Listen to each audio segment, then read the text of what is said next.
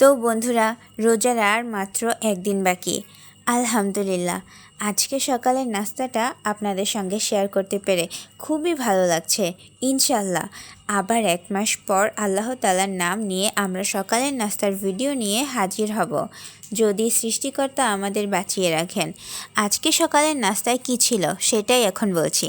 আজকে আমার আম্মু খুব সহজ কিন্তু দারুণ মজার একটা পাউরুটি রেসিপি বানিয়েছেন।